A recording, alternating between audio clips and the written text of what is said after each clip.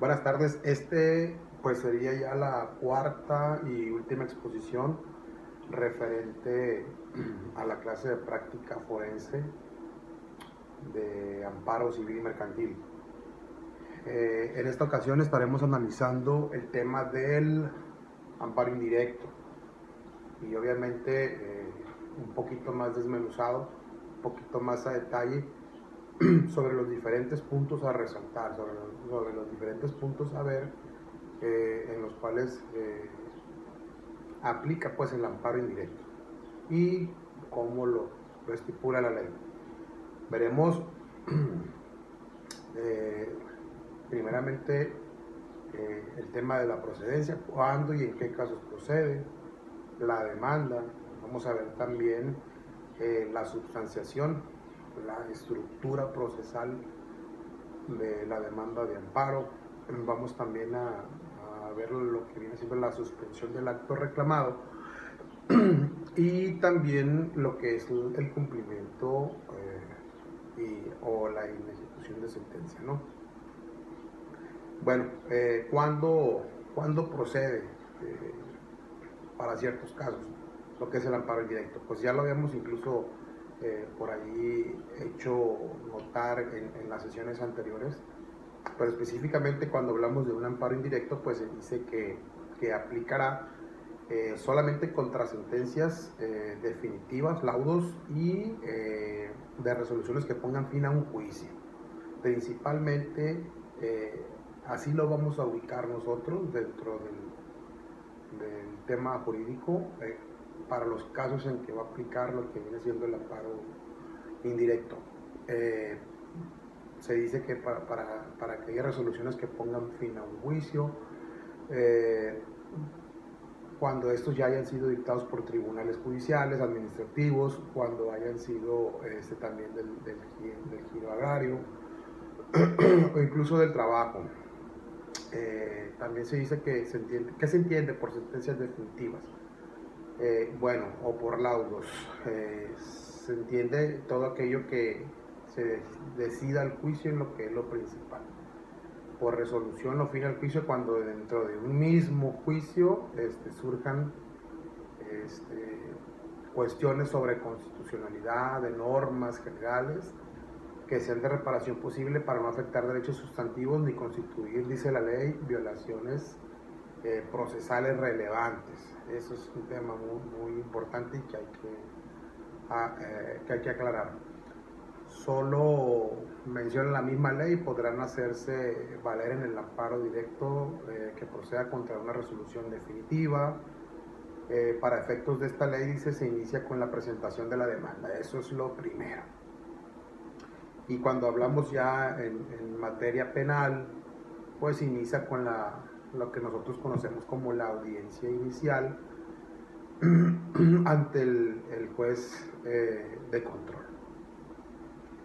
Bueno, se dice también que el juicio de amparo mantiene lo que son dos apartados dentro de la misma ley. El apartado A dice que nos habla acerca del sistema de justicia penal mixto, en qué casos es en los que aplicará para los juicios de orden penal.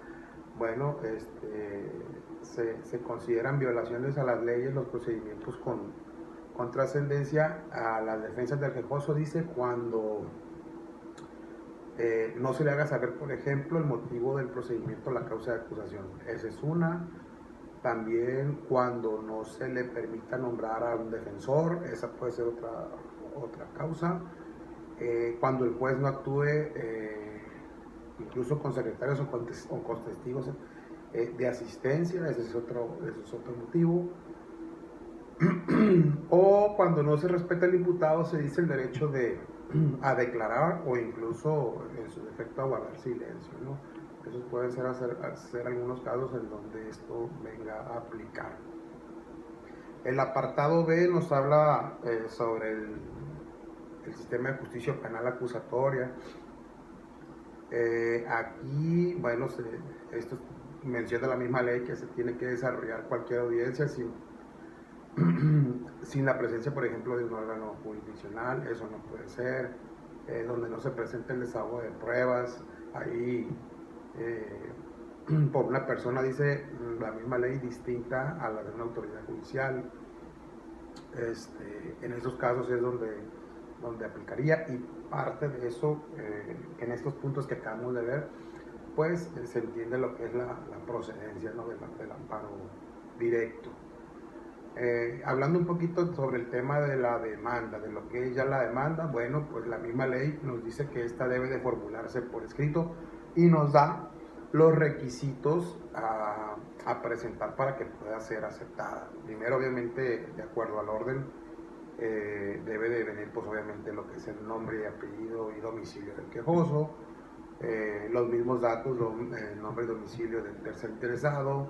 En estos datos, qué autoridad responsable es la que va a actuar para tal efecto, y pues lo principal, qué es lo que se está reclamando, qué acto queremos reclamar, especificarlo en la misma demanda de amparo. Según el artículo 136, nos dice que pues la demanda de amparo debe ser presentada por conducto de la autoridad responsable. Y es muy importante, ¿no? Otra de las cosas que hemos hecho notar es de que una vez que nosotros hagamos eso, pues debe de ir con copia para cada una de las partes, ¿no? Ese es un punto muy importante que en las anteriores sesiones pues se había hecho por ahí muy puntual el seguimiento, y que es algo que no resta menos importancia a esto, ¿no? Bueno, según el artículo 178 también de la misma ley, nos habla sobre el plazo con el cual se cuenta, que es de 5 días a partir de, comente, el día siguiente,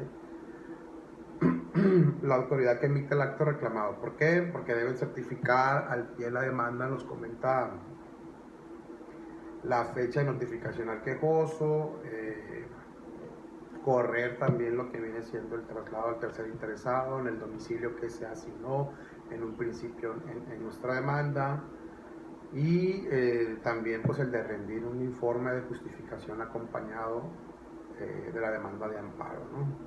Más o menos esa es la estructura y el orden que debe llevar una vez que nosotros presentemos nuestra demanda de amparo.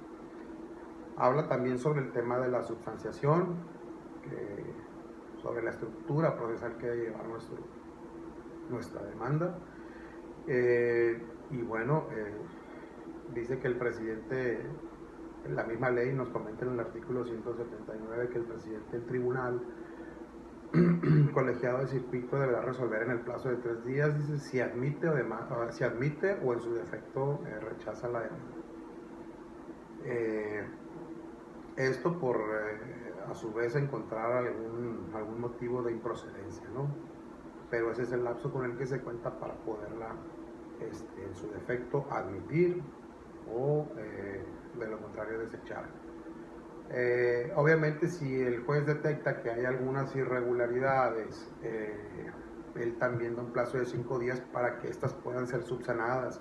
Este es un tema que también ya habíamos platicado anteriormente, y ese es el plazo que se nos da en el caso específico para el amparo directo, para subsanar este tipo de irregularidades, o en su defecto pues el juez tendrá la facultad para dar nuestra demanda como no presentada. Bueno, específicamente eso viene siendo en el tema de la substanciación. También dentro del programa que se nos estipuló para esta exposición es hablar un poquito sobre la suspensión del acto reclamado. Aquí pues la autoridad responsable va a ser la que vendrá a decidir en el plazo de 24 horas, dice la ley, a partir de la solicitud sobre dicha suspensión y los requisitos para que ésta pueda ser efectiva, ¿no? ¿Qué requisitos? Pues la misma ley ya los estipula. En el artículo 191 también habla ahí cuando se trata de juicios de orden penal, pues también la autoridad responsable con la sola presentación, dice la misma ley, de la demanda ordenará suspender el oficio y de plano, dice, la resolución reclamada. A grandes rasgos es sobre el que nos habla el tema de la suspensión del acto reclamado. Y ya por último, el acuerdo a lo que se nos pidió en esta pequeña exposición, también es hablar sobre el cumplimiento e inejecución. El artículo 192 nos dice que las ejecutores de amparo deben ser puntualmente cumplidas, así lo dice la ley, deben ser puntualmente cumplidas.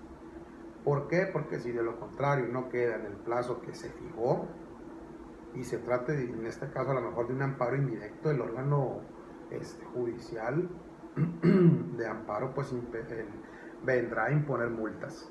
En otras ocasiones también ya hablamos sobre el tema de multas, sobre el tema de las penas que pueden ser aplicables para los diferentes casos y en los que se presenten los diferentes casos o tipos de amparo que estipula la ley. Bueno, pues aquí también el juez tiene esta facultad o el órgano jurisdiccional o judicial imponer las multas que procedan y remitirá, dice la misma ley, los autos del tribunal colegiado, ¿no? Que es el que maneja el tema del amparo en directo, el tribunal colegiado de circuito.